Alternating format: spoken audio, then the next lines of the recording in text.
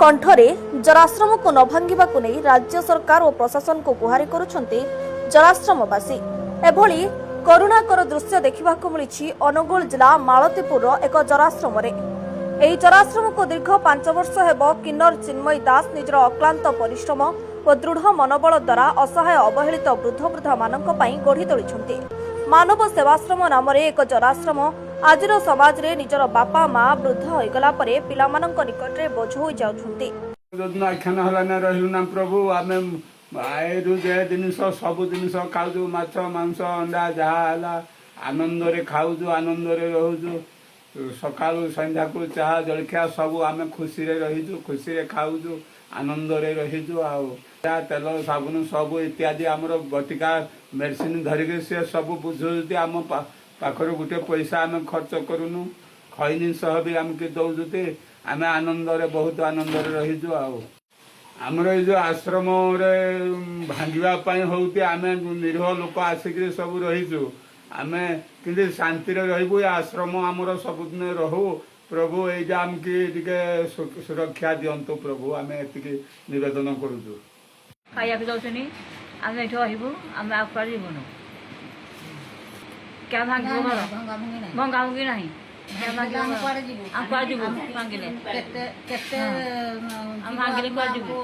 এই দুঃখদ সময় সেমানଙ୍କୁ আদরি নেই মানব সেবাশ্রম রখিছন্তি কিন্নর চিন্ময়ী। ଆମେ କାଣି ସିଆଡ଼େ ଯିବୁନି, ଏଇଠି ଆମକୁ ଭଲ, କେବଳ ଏଇଠି ଆମେ ରହିବୁ। ଆଉ କୌଣସି ସିଆଡ଼େ ଗଲେ ଅନ୍ୟ ଆଡ଼େ ଆମେ ରହିପାରିବୁନି। ଆମେ ଆମକୁ ସାହାଯ୍ୟ ସହଯୋଗ ବହୁତ କରୁଛନ୍ତି, ଆମେ ଏଇଠୁ କାଣି ସିଆଡ଼େ ଯିବୁନି। ହେଲା, ଆପଣ ଏତିକି ଆମକୁ ସାହାଯ୍ୟ କରନ୍ତୁ।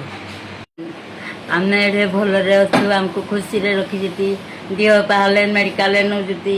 ଆମକୁ ଏଇ ସମୟରେ ଯେଉଁ ଘର ଭାଙ୍ଗି ଦେଉଛି ଆମେ କେମିତି ରହିବୁ, କୁଆଡ଼େ ଯିବୁ, ଆମକୁ ଟିକେ ସାହାଯ୍ୟ ସହଯୋଗ କରନ୍ତୁ। ଆପଣଙ୍କୁ ଏଇ ଅନୁରୋଧ କରୁଛୁ ଯେ ଆମର କେହି ନାହିଁ, ସିଏ ଆମର ବାପ, ସିଏ ଆମର ମା।